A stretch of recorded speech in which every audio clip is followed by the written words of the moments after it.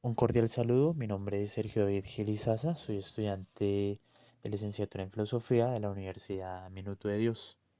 El día de hoy voy a comentar el tercer capítulo del texto Historia Crítica de la Pedagogía en Colombia y este capítulo se llama La Pedagogía Liberadora. La presentación se divide en cuatro puntos. Primero está una ubicación histórica, detectando aquellos momentos que de alguna otra forma posibilitaron esta clase de pedagogía.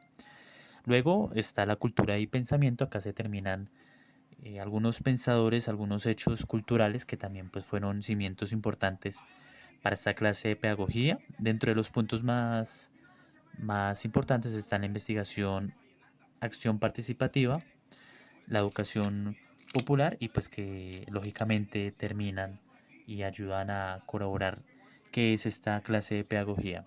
Y finalmente pues hay una pequeña explicación, una finalidad de lo que es la pedagogía liberadora, que pretende hacer esta clase de pedagogía, más una conclusión del texto leído. Por lo tanto, la pedagogía liberadora está cimentada frente a ciertos acontecimientos, hechos históricos en Colombia, por ejemplo, la matanza de la bananera en 1928, y con ello la creación del Partido Socialista Revolucionario en 1930.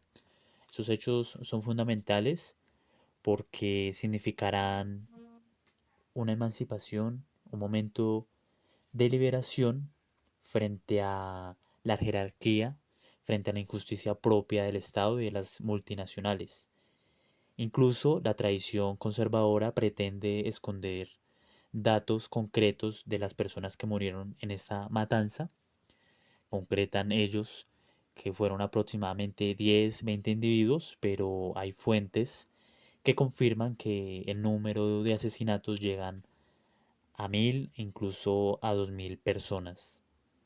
Entre otros acontecimientos que incluso parten la historia de Colombia es la creación de las FARC, que nace frente a un movimiento propio de las tradiciones de los partidos políticos de Colombia, los cuales son el Partido Conservador, Partido Liberal, partidos de una gran tradición en nuestro país, y que gestionan el Frente Nacional, el cual pretende repartir cada 4 años el poder entre conservadores y liberales. Esos hechos cimentan lo que será la creación de las ideas socialistas en los años 60 y pues con ello la pedagogía liberadora. Por lo tanto, bajo este contexto hay una gran influencia por parte de la Iglesia Católica para evitar estos ideales socialistas. Como veremos más adelante, y bajo una gran ironía, hay una gran parte o sector de la misma iglesia, un sector, digámoslo, insurgente, que va a impulsar lo que es la pedagogía liberadora. Pero por lo tanto, quedémonos en que las clases populares se empiezan a adueñar de estos mismos ideales y por ende pues surgen pioneros del movimiento obrero. Por ejemplo, María Cano, fundadora del Partido Socialista Revolucionario, y su sobrino Luis Tejada, uno de los grandes precursores de lo que será el socialismo en Colombia. Entre otros pensadores está el reconocido Jorge Eliezer Gaitán, asesinado en 1949, quien pretendía ser uno de los grandes precursores, uno de los grandes reformadores del Partido Liberal colombiano. También se encuentra Mario Arrubla, marxista colombiano. También tenemos al gran pensador Camilo Torres, uno de los fundadores de la teología de la liberación en Colombia, asesinado en combate. Tenemos a la figura de Orlando Foltz Borda, sociólogo marxista, y creó el método de investigación participativo, método que se comentará más adelante.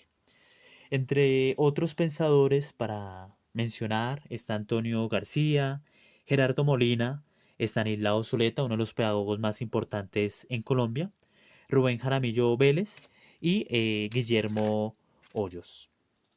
Volviendo al contexto eclesial, en los años 70 se crea la Iglesia de los Pobres, o mejor conocida como Teología de la Liberación, inspirada en las figuras de Paulo Freire y el ya mencionado Camilo Torres. Este grupo de personas, de creyentes cristianos, pretendían vivir su fe y tenían una opción preferencial por los pobres, siendo consciente de los movimientos socialistas que se estaban dando en el momento y que se han enmarcado un poco anteriormente. Fue la labor educativa de estos mismos cristianos quienes impulsaron la pedagogía liberadora, manifestadas en comunidades de base, grupos que se reunían en torno a la palabra, y manifestadas en colegios que impulsaban pues esta misma pedagogía.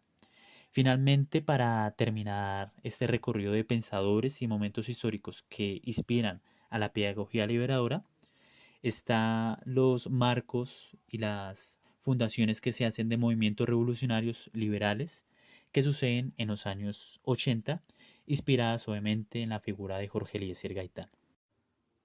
Posteriormente se va a hablar de la investigación Acción Participativa, diseñada por Orlando Fals, uno de los autores de los cuales se hizo mención anteriormente, y propone que la acción sociológica no puede estar separada del compromiso político en beneficio de los sectores populares, cuya praxis lógicamente sería esta misma clase de investigación, y define que el saber popular también es una ciencia. Por lo tanto, como saber práctico, nace de la misma comunidad y no discrimina al individuo perteneciente a esta comunidad por su nivel intelectual o académico. Esta clase de investigación impulsa que la comunidad genere su propio conocimiento y el papel de esta misma investigación es ayudar a sistematizar esa ciencia ya existente y los nuevos conocimientos que se vayan a producir.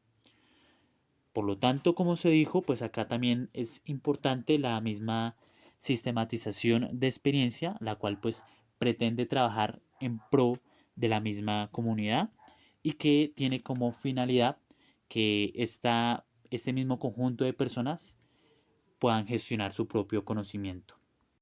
Luego, el autor hará mención de la educación popular, teniendo un gran referente como Marco Raúl Mejía. Ahondaba la educación popular desde diferentes perspectivas y herramientas hermenéuticas, como la arqueología genófica, la complejidad y la globalización. Todo con el fin de diagnosticar el estado de la educación y proyectarla a nuevos retos, los cuales consistían en refundar la institución escolar, la pedagogía y el currículo. Finalmente, la pedagogía liberadora puede entenderse como el movimiento pedagógico inspirado en las categorías del materialismo, el cual pretendió concientizar políticamente al pueblo colombiano en pro del proyecto socialista. Por lo tanto, su crítica va dirigida a la estructura social que mantiene la injusticia, la pobreza y el analfabetismo dentro de Colombia. Pero no tuvo tanto auge en la educación básica, sino en la educación superior, teniendo una influencia en la educación popular y sindical. También de aquí se halla el ejercicio al margen del Estado e incluso contra él, en la medida en que iba contra el régimen y reivindicaba una sociedad más justa. En conclusión, es difícil determinar los alcances de la pedagogía liberadora, más aún que no tuvo tanto auge dentro de la educación formal. Simplemente se detecta que hubo un alcance, una implementación dentro de contextos educativos religiosos, como se expuso en alguno de los puntos. Pero más allá, la pedagogía liberadora desafortunadamente tuvo una clase de persecución, más aún que iba asociada con ideas socialistas, con ideas marxistas y que son perseguidas por el Estado colombiano. Sin embargo, esta pedagogía liberadora nos sigue hablando, deja un legado tanto para educadores como para educandos y es una pedagogía que debe tener un alcance progresivo dentro de nuestro quehacer como docentes.